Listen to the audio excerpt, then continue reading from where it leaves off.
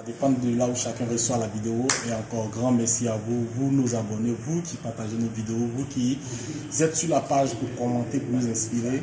Et on vous dit toujours merci. N'oubliez toujours pas de faire ce petit pouce là pour liker la vidéo. Ça compte beaucoup dans les paramètres de YouTube.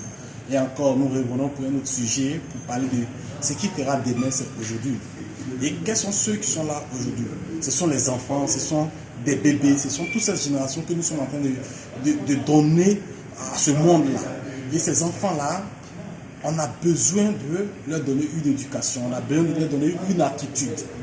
Moi, ça me fait rire souvent quand je vois certains parents, certains proches résoudre le problème de leurs enfants, résoudre des situations de leurs enfants. Ils se mettent à la place de l'enfant pour résoudre les épreuves qui sont sur ce chemin-là. Ils veulent tout faire pour l'enfant. Ils ne veulent même pas que l'enfant aille au four et au moulin. Oui, tu as parfaitement raison, c'est le sentiment parental. Mais laisse-moi te dire que ce n'est pas forcément la bonne manière. Pourquoi je te dis? Parce que l'enfant que tu vois là a besoin d'avoir ses propres expériences, a besoin d'avoir ses propres défis, a besoin d'affronter la vie. Pourquoi je vous le dis? Un jour, j'étais quelque part et puis j'ai vu un papa, un père en train d'échanger au téléphone. Mais j'ai senti tout de suite toute cette amertume, toute cette fatigue de pouvoir ne pas pouvoir gérer maintenant ses enfants, où le plus grand a au moins 30 ans selon l'échange que j'écoutais, 30 ans, 25 ans, 18 ans, 15 ans, qui peuvent rien faire d'eux-mêmes. Mais dans l'échange, tout de suite avec les mots utilisés par le papa, j'ai compris qu'il gérait, il a mis ses enfants en confiance dans un confort où il leur disait qu'il pouvait tout faire pour eux. Mais vu que l'âge a avancé, vu que les dépenses se multiplient, vu que la situation devient de plus en plus difficile, il ne peut pas gérer. Il ne peut pas gérer. Donc à ce moment, ça devient encore plus compliqué pour le papa. Et là, il est dans une amertume qui ne dit pas son nom. Il est dans une situation d'embarras. Mais à qui la faute? Les enfants ou le père? Oui, d'une part, on dira le père, mais d'autre part aussi les enfants. Mais je prends le cas du père. Je pense que ce père-là a voulu résoudre leurs problèmes. Il ne les a pas laissés peut-être affronter la vie. Il ne les a pas laissés à résoudre les situations qui se présentaient à eux. Pourquoi je le dis? Parce que quand tu as un enfant, il faut lui donner certaines attitudes. Il faut lui apprendre que la vie, il y a des réalités auxquelles il doit être affronté.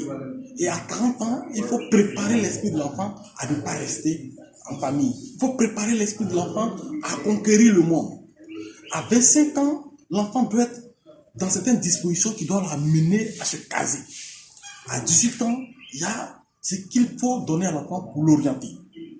À 2 ans déjà, ou à 1 an, où l'enfant commence à communiquer, où il commence à avoir certaines attitudes, il y a des b.a.-ba d'orientation de la vie qu'il faut apprendre à cet enfant-là.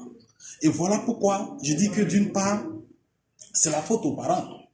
Et d'autre part, ton enfant, même si cela n'a pas été ton cas, il faut revoir la vie, il faut voir les autres. Il faut commencer à copier tes amis qui sortent tôt, à 20 ans, qui sortent de la famille. Il y a d'autres qui sortent à 18 ans, qui sortent à 15 ans.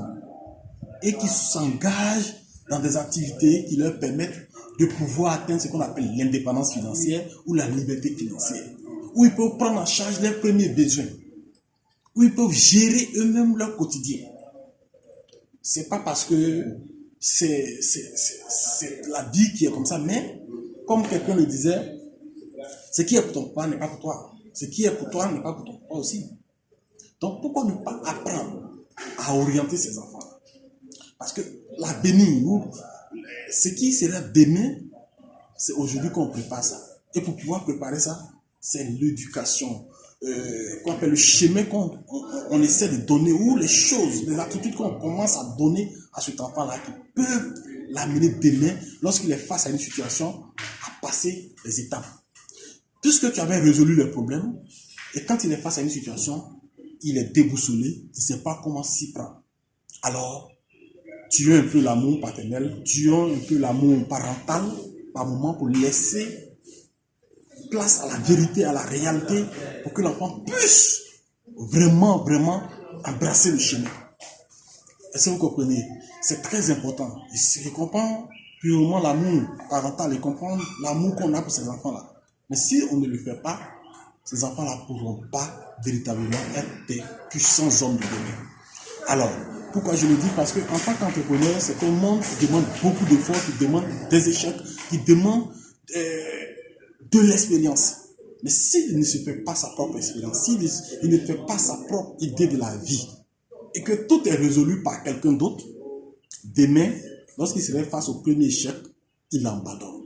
Demain, lorsque ça ne va pas marcher, puisqu'il n'y a personne maintenant dans la vie réelle pour l'aider, pour le soutenir, il va abandonner. Moi, je vois souvent des enfants, même des gens qui avaient l'argent auparavant, en train de quémander dans la rue, en train de parler des Français. S'il vous plaît, est-ce que vous ne pouvez pas m'aider? Parce qu'il avait l'habitude de tendre la main. Il avait l'habitude, il n'est pas dit. Si c'est encore même des enfants de celui qui n'avait pas, c'est encore mieux. Mais des gens dont les parents avaient énormément d'argent, en train de tendre la main aujourd'hui. Pourquoi? Parce que l'enfant là n'a pas été préparé comme il se doit. Alors en tant qu'entrepreneur, nous devons aussi éduquer nos enfants, nos progénitures, nous devons leur apporter déjà l'orientation qu'il faut. Il faudrait que nous soyons des guides pour eux. Il faudrait que nous soyons des gens qui ne fassent pas à leur place, mais qui les orientent, qui les soutiennent, qui les encouragent à faire. Parce que si tu fais ça à sa place, il pensera que la vie est comme ça. Et l'enfant marque ces choses-là. Et tout ce qui va arriver comme obstacle, il attend que quelqu'un fasse ça pour lui. Même aux servantes ou aux hommes de maison chez vous, ne leur permettez pas de tout faire pour votre enfant. Non. Que l'enfant ait ce qu'il doit faire pour pouvoir s'affranchir en tant qu'homme dans la vie. C'est très important. Merci encore, on est ensemble, portez-vous bien et c'est encore une immense joie pour nous de partager un peu ce que nous avons comme connaissance dans certains milieux, avec certaines informations que nous recevons. Alors merci, soyez toujours scotchés sur la chaîne de motivation et je pense que vous allez liker la vidéo, vous allez commenter parce que YouTube tient compte de ces paramètres et vous et nous, on est ensemble parce que c'est ensemble que nous allons aller plus loin et encore grand merci à vous, soyez bénis depuis votre position.